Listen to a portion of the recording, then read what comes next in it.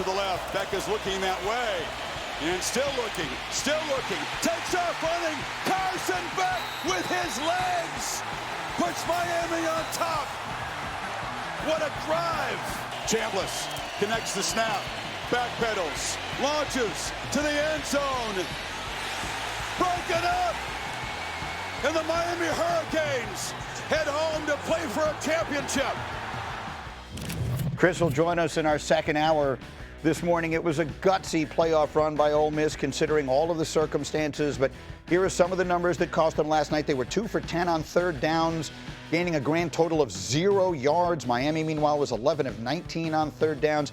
That leads to a ridiculous edge. Miami almost 43 minutes time of possession last night. So after the game, Ole Miss's coach and quarterback talking about the run his team had. I think I just remember how they embraced each other.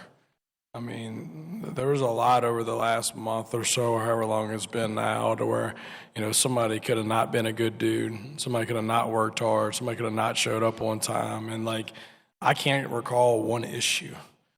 And that's just based on who these guys are. There's a lot that goes on behind the scenes, whether it's film, weight room stuff, and, other things as well. And just this team has just sacrificed a lot, to get to this point. And this season's been bumpy, and there's been a lot of things going on. And, they just kept our focus. It's been just truly special. Well, the center of so much of this, of course, was Lane Kiffin, and this is what he posted. Amazing effort and grit. Best season ever in the history of Ole Miss. Love, guys. And he's got the heartbreak emoji on there. I'll just present it without comment. You can decide for yourself what you think of the tweet. Let's see what the guys think of it. Josh Pate, taking everything into account. This Ole Miss run is now over after last night. You saw Lane Kiffin putting the final punctuation on it. What are the right things to say about that whole storyline this morning? It's an unbelievable gut check on just competitive character. Guys can think that about themselves individually. Pete and his staff can think it about themselves, the ones that stuck around at least, and that organization can think that. All these fan bases, Greeny, all these booster classes, all these administrations, they always like to think they're made of something different. Everyone in college football likes to talk about how we're a little bit different than everyone else. I mean, Ole Miss could kind of beat their chest and at least claim that because of what they've gone through in this last run. And I also want to remind everyone out there with how just warped out of its mind the college football calendar is, these guys have also been tasked, whether you can believe this or not, with trying to put together their upcoming roster in the portal, not officially, because officially they'll tell you that that thing opens after the season ends. But all that happens now is Ole Miss's guys have time to leave while their backfills will have already signed elsewhere. So you've been doing 2 full-time jobs, and part of your staff's been going back and forth to LSU, and yet you're in the game with a lead in the fourth quarter in the semifinals, deeper than your program's ever made it, deeper than the former guy ever took you with under 2 minutes to go. So I'm not wearing a hat, but if I was, I'd tip it 10 times. What do you say, Jordan? Yeah, the job that Pete Golding did, you can't say enough about how difficult it was to what Josh just illuminated right there. But also in game, I mean, not one thing Ole Miss needed went in their direction. I mean, they were 2 of 10 on third down. You saw that. They missed 17 tackles. Midway through the second quarter, they'd only run 8 offensive plays. They gave up 4 drives to Miami of 13 or more plays. I mean, any way you stack it up, if you looked at the box score, you'd go, man, Ole Miss should have lost by 3 or 4 touchdowns. So not just the job that Pete did in the game last night to get his team back in that with a chance to win in a lead with 3 minutes left. His offensive coordinator and best coach and most important coach was splitting time all week before a national semifinal playoff game. He left the quarterfinal game and flew to Baton Rouge. When all those coaches are usually, I don't know if you've ever been on one of those planes, you're watching film, making corrections, making adjustments, watching film on your next matchup. There was so much time that was missed. Credit to Charlie Weiss for juggling and still calling a great game. But Pete Golding needs so much credit for the way he kept this thing afloat and gave them a chance and really had every chance to win that game and go to a national championship despite all the adversity. Yeah, last night has really kind of captured the essence of what I believe college football is all about. And I understand that people think that it's been overrun with NIL and contracts and the transfer portal and coaches abandoning players and all that. Look, I get all that. And that a lot of that is true. But the game still is about the guys who are playing, the men in the arena, the guys who are on the football field. And last night you saw, and Josh, I think you put it perfectly, and I use this word all the time, you saw competitive character at its finest on both sides of the ball, quite honestly, from both Miami and from Ole Miss. Because Miami did everything they could to kind of allow Ole Miss to kind of hang around in that football game. And Ole Miss did just enough to hang around in that football game. And quite honestly, they made it very difficult on themselves. Look, Keywan Lacey getting injured on that long touchdown run early in the game is a huge occurrence in that football game. He had, 70-plus yards on that one run, finished with just over 100 yards. This is a guy who's been a hammer all season long. Here's the run. All season long, he has been a hammer, an absolute workhorse for them. And quite honestly, they didn't really use him that much in that football game because they were trying to save him, and they had to put it all on Trinidad's shoulders. And Trinidad almost delivered. Defensively, all of the time that they spent on the football field with Miami just hammering them with that huge offensive line and with the running backs just coming downhill on them, and they kept trying to find a way to respond. Carson Beck having the best game of his career. I mean, there's just so many storylines. You tip your cap to both of these football teams. You tip it to Ole Miss because you're heartbroken for them. You're heartbroken for these kids. You could see it on Trinidad's face, what it meant to him and what it meant to this entire football team. But Miami, hey, look, done a couple of their games this year. What Mario has done down there, he has resurrected an absolute sleeping giant. They're going to be better next year. And Carson Beck, how good of a story is that? This is a guy who didn't even know if he would be able to throw this year, if he would be okay.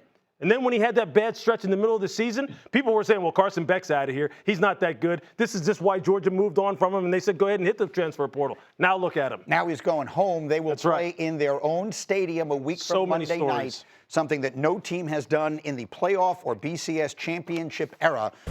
Ole Miss and Miami battling for a spot in the national championship. 1-point game, 15 minutes remaining. Tony has space. Touchdown, Miami! Chambliss delivers. Touchdown, Ole Miss! You have 3 lead changes in the last 5 minutes. The Canes within 3 yards of a game-winning touchdown. Carson Beck with his legs puts Miami on top. Chambliss trying to have the last word. Backpedals, launches to the end zone. Broken up, and the Miami Hurricanes head home to play for a championship. Game of the year. I know it's January 9th, so that doesn't give us that much of a hurdle to jump over, but it's probably going to be the game of the year for a while. Incredible last night. Miami goes on to play for the championship. You see the squad we got together here, Josh and Jordan. Be with those guys in a second, and we have more to come.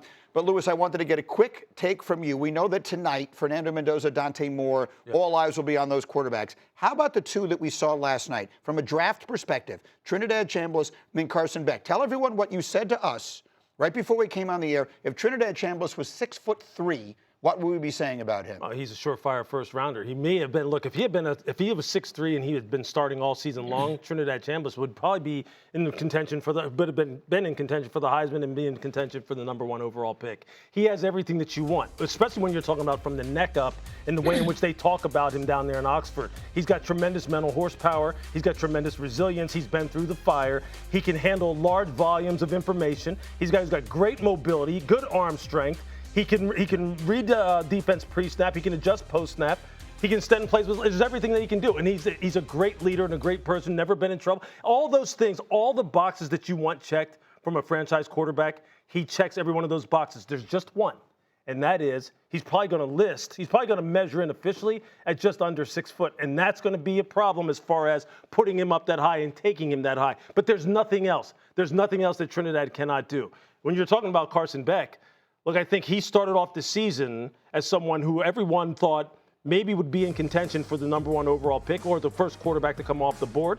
Then he hits a rough stretch, which really kind of like crescendos down there at SMU where he throws those interceptions. But as he told me, look, I still feel as though I played one of my best games of the year. And then ever since that game, with the next game that next week that we called down there in Coral Gables against Syracuse, he's been on a heater ever since then. He has been lights out. They love him down there in Miami. They feel as though all the things that he has been through really is going to serve him well when it comes to the NFL level. I think he is a guy who could still sneak into the bottom of the first round. No question about that. Okay, fascinating. We'll get Jordan's take on that as we continue this morning. Meanwhile, Pate, I want to show you something. Can we put up C5, please? Because with Ole Miss going out, this will be the 3rd straight season in which the national championship game will be played without a representative from the Southeastern Conference. It is the longest streak for that conference since a run of 4 straight from 1999 through 2002. The Big Ten has taken advantage. They've won 2 straight titles. They're going to get one of the other. Either Indiana or Oregon is going to play for it a week from Monday. So they could be in a place where the Big Ten wins 3 consecutive national championships with 3 different teams. Let's not get ahead of ourselves. But Josh, and the SEC has sort of run the sport for quite some time. What do we say about it all this morning?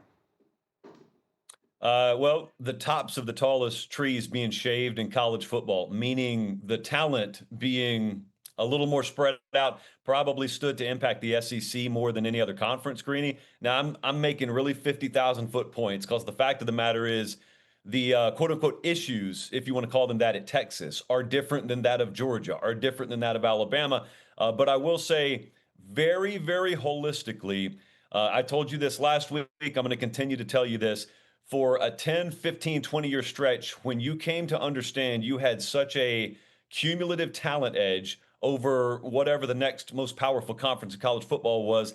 I just think in football, in life, when you know you have that big a built-in edge over the competition, sometimes human nature can be that you get lazy. And it may be that you get lazy in hiring practices, not overly lazy, but just the margins. You don't care about them as much because you know you're going to roll out of bed and have that advantage the next morning. And that advantage disappeared, not over time, but kind of over the span of 12, 24, 36 months. And I think a lot of places in the SEC are still adjusting to it. Look, it's not a terrible conference. It's just their fastball's 91 instead of 97 right now. And that makes all the difference in the world. Right. Yeah, SEC has had a talent monopoly for a long time. And I think what you're seeing change is not just the distribution of the top-level talent. Of course, quarterbacks, 5-star quarterbacks and top receivers are going to other programs in the SEC.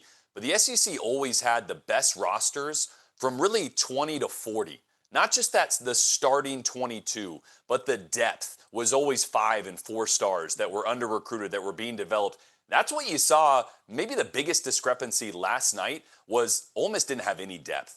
Their starting 4 across the defensive front are really good. They had nobody behind them, and they really had nobody behind them all year, and I think that's what you're starting to see with the SEC, with NIL. Those guys aren't sitting on a bench as 4 stars and 5 stars and developing anymore. They're going to other schools, and so I agree. Look, I'm a guy that is mostly on SEC Network when I talk college football. The Big Ten's a better conference right now. They are.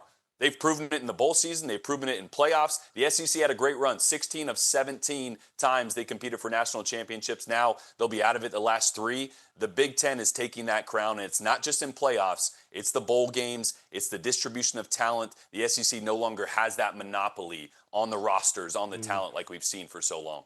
The reality is, when Josh says that this has all changed in the last 12 to 24 to 36 months, everything has changed. Right? Literally everything. College football has gone through the Industrial Revolution. The Industrial Revolution took a century. They've done it in like a year and a half, right? Literally everything in the sport is entirely different. We were talking about a sport where you couldn't buy a kid a turkey sandwich lest he would lose his eligibility, to a sport now where a guy gets paid $4 million and wants to leave 5 days later. I know they reversed that, but everything has changed. So the idea that this isn't going to create an entirely different power structure within the sport is just ludicrous. So I don't know where it will all settle, because I don't know when they will arrive at whatever the equilibrium is that they find at the end of this thing, because right now it's just madness. But that, to me, is the simplest explanation. There's almost sort of a randomness to where it's going to fall. You hire the right coach, you get a couple of breaks, John Harbaugh, Ryan Day, now maybe Curt Cignetti, and all of a sudden the Big Ten looks like the big dogs on the block. Yeah, look, money talks. It's as simple as that. When you talk about how everything has changed, all you have to do is really go to the football facility of one of these Power 4 conference football teams, the upper echelon teams, and just look at the player parking lot as far as where their cars are parked. That's right. You would think that you are pulling up to the San Francisco 49ers parking lot, not the University, not Georgia's parking lot or Tennessee's parking lot or Ole Miss's parking lot, because there are Bentleys, Corvettes, Lamborghinis. I'm sitting there going, wait a second. I was driving my sister's Mustang GT, and I thought I was the man back in 1987, let alone a brand new Corvette, brand new Porsche. It has changed. You're right. It has changed everything. And Jordan, look, I think you make a great point. You cannot stockpile 4 and 5 stars anymore, because guys are going, hey, look, if I can't play here, I'm going somewhere else. I'm just going to move. I don't care how much, what it's been like in the past. I don't care how many people you put in the league in the past. I want to play. You just saw this happen out at USC where they have a former 5-star quarterback who's hitting the portal right now because he's going, look, I want to play. I don't want to sit behind Malava. I don't care what Lincoln Riley has done with quarterbacks in the past. I want to play. And that has changed everything for every football team. Any given year, you can go from worst to first. And it's being proven right now. The absolute best example of this is Texas Tech. They went from completely irrelevant to first-round bye. Now, I know they end up losing that game, but that's what the NIL does. Just like that. You can completely flip the roster. You can completely flip the culture. You can completely flip your standing in college football. SEC used to be able to rely on, hey, we can get you to the NFL. We can get you to the first round. That doesn't matter to them anymore. They want to get paid, and then they're going to figure it out from there. Yeah, basically, you just need a billionaire who's really into it. Yeah. Right? You need Ellison. You need Mark Cuban. Yeah. You need whoever it is that I've forgotten the name of the guy at Texas Tech who just put all that money into it and said, here, go buy a football team, and they've done it. That can't last. Like, that just can't be what the sport is forever. So someone's got to figure out something so that there are some rules in this thing. But for the moment, that's where they are. They are a lawless society, and each way it'll come out on top. Josh Pate, jump back in. Also, to go back to what Jordan just talked about, the concept of the SEC having the best frontline guys, but also 21 through 40, the depth being there. You go to a Georgia practice, an Alabama practice 5 years ago, and you half the time when you say, who is that guy? Their answer is, well, we're redshirting him this year. He'll start next year. He'll start 2 years from now.